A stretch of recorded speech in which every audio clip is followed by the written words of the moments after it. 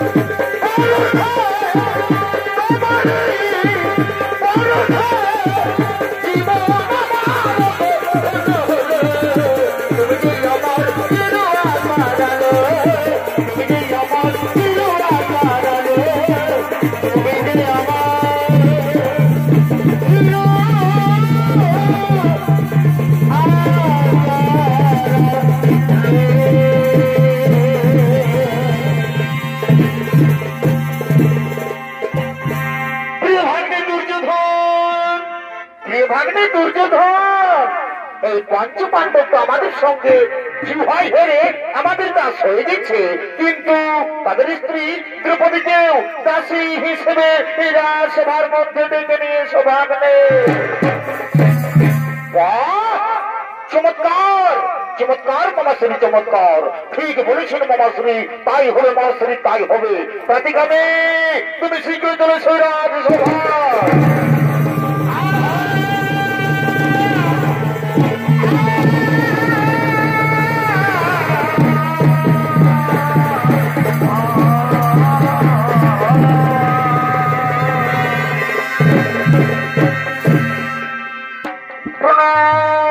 প্রণাম যুবরাজ, প্রণাম আপনার চরণে।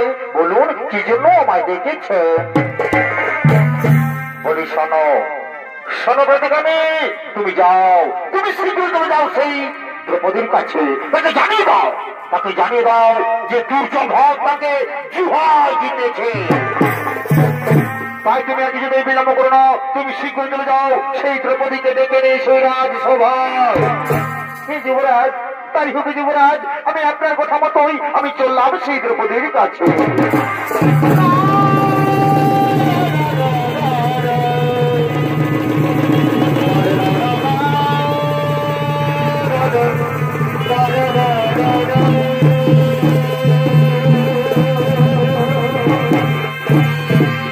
যুবরাজের জয় হোক, যুবরাজের জয় হোক, যুবরাজের জয় হোক। প্রতিগামী তুমি এক্ষুনি গেলে আর এক্ষুনি ফিরে এলে রাজসভায়। যুবরাজ, যুবরাজ, আমি গিয়েছিলাম সেই দ্রৌপদীর কাছে, আমি গিয়েছিলাম সেই দ্রৌপদীর কাছে, কিন্তু প্রতিগামী তোমার মুখ এভাবে হঠাৎ করে বন্ধ হয়ে গেল কেন? কি হয়েছে প্রতিগামী? সত্যি ঘটনা আমার কাছে খুলে বলো। যুবরাজ, আমি গিয়েছিলাম সেই দ্রৌপদীর কাছে, আমি গিয়েছিলাম সেই দ্রৌপদীর কাছে, কিন্তু সে কোনো মতে আসতে চাইলো না এই সভায়। আমি অনেক অনেক চেষ্টা করলাম, কিন্তু কোনো মতে রাজি হলো না এই সভায় আসার জন্য। ওই দাসীরা তোমার অহংকার যে দুর্যোধনের কথা জানতে চাইলো না, সে বোধহয় এখনো পর্যন্ত এই যুবরাজ দুর্যোধন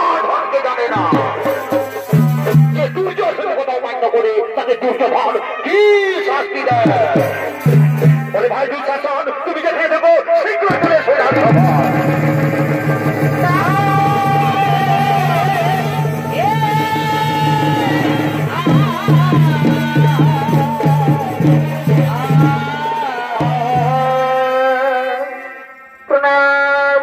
প্রণাম দাদা, প্রণাম আপনার চরণে। বলুন কি জন্য আমাকে আবার ডেকেছে? বলি শোনো, শোনো দুঃশাসন, তুমি কি জানো দুঃশাসন, সেই দ্রৌপদী নাকি আমার কথা ডাকতে চাই না এই সভায়। আমি তার জন্য তোমাকে ডেকেছি দুঃশাসন, আমি তার জন্য তোমাকে ডেকেছি। শোনো শোনো দুঃশাসন, তুমি যাও, তুমি নিজে গিয়ে ওই অহংকারী নারী, ওই দ্রৌপদীর চুলে দাম দিয়ে সেই সভায় তাকে জানিয়ে দাও যে দুর্যোধন তাকে জুহায় দিতেছে। হ্যাঁ দাদা, আমি তো পূর্বেই বলেছি যে আমি আপনাদের আমি বিলম্ব করবো না, আমি একটুখানি বিলম্ব করবো না, আমি এক্ষুনি দ্রৌপদীর চুলে দাম দিয়ে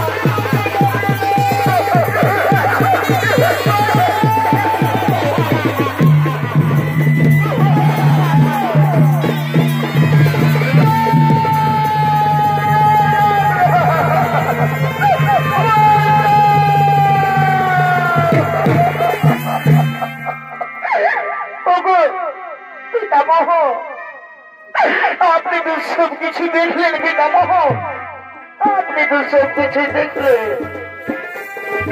ওই দুঃশাসন কিভাবে আমায় অপমানিত করে চুলে টানতে নিয়ে এসেছে এই সভায়। পিতামহ মুখ নিচু করে নিলে না পিতামহ, না এভাবে মুখ নিচু করে নিবে না পিতামহ। আমি যে আপনার কুলবধূ দ্রৌপদী, আমি ঋতু স্নান না করে এই পূর্ণ কুলসভার মাঝে আপনাকে আমি প্রদান করছি পিতামহ। বলুন পিতামহ, আমি কিভাবে রাজ করেছিলাম সেই রাজসভা মাঝে আর অপমান করা হচ্ছে পিতামহ। বলুন পিতামহ, আমার প্রশ্নের উত্তর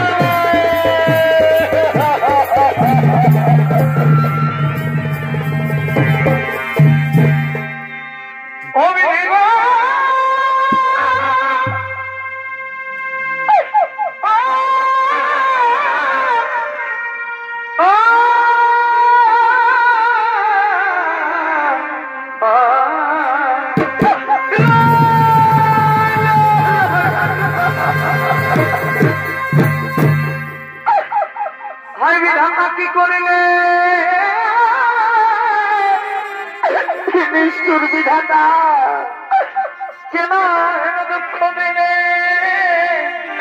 কি করলে ঠাকুর জীবন না দিলে কেন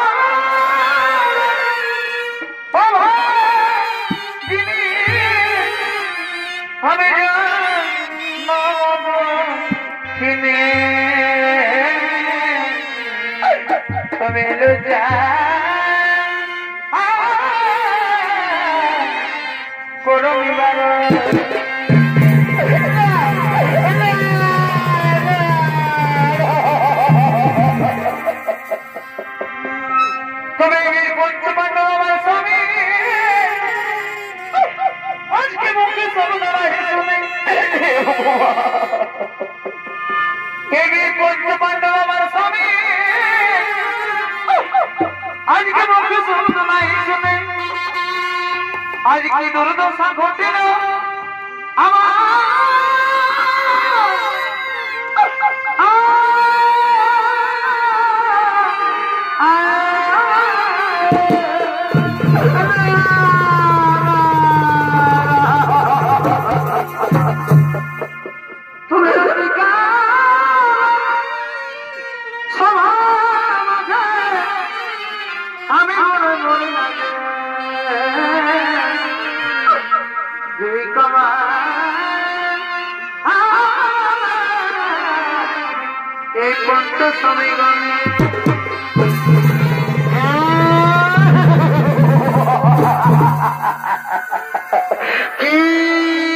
সুন্দরী তোমার পঞ্চপাণ্ডব স্বামী না না না না না না না না শোনো সুন্দরী তোমার পঞ্চপাণ্ডব স্বামী তোমাকে রক্ষা করতে পারবে না কারণ তুমি কি জানো সুন্দরী তোমার এই পঞ্চপাণ্ডব স্বামী না আমাদের সঙ্গে জুহাই হেরে আমাদের দাস হয়ে গেছে আর জানো সুন্দরী তোমার এই পঞ্চপাণ্ডব স্বামী কি করেছে তোমার এই পঞ্চপাণ্ডব স্বামী না আমাদের সঙ্গে জুহাই তোমাকেও হেরে গেছে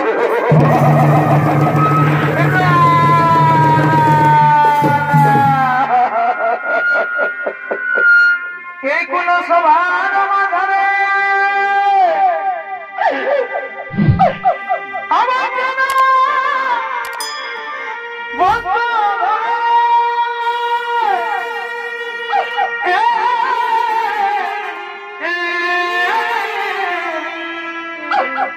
এই গুণাগার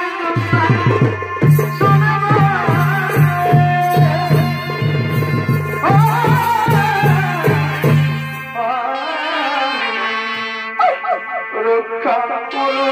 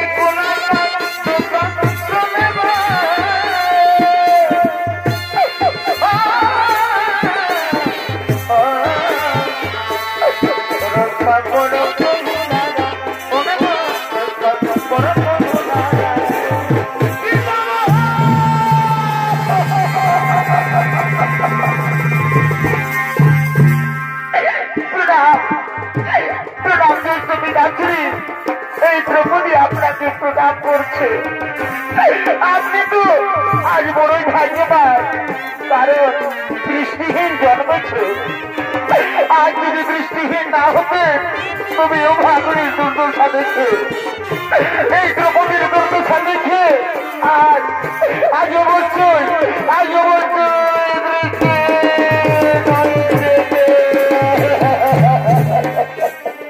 না না পুত্রী না, তুমি আমাকে কথা বলো না পুত্রী, তুমি আমাকে কথা বলো না পুত্রী, জানো পুত্রী, কারণ ওই দুর্যোধন পাছা খেলার সময় আমাকে কিছু বলেনি এবং ওই জিনিসগুলো পাছা খেলার সময় আমাকে কিছু বলেনি। তাই পুত্রী তুমি আমাকে কিচ্ছু বলো না পুত্রী, তুমি আমাকে কিচ্ছু বলো না, তুমি আমাকে কিচ্ছু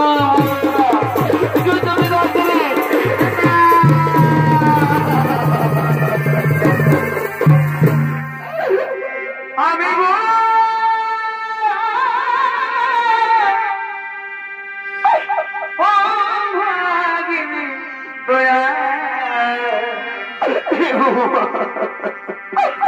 আমার দুঃখে সেবা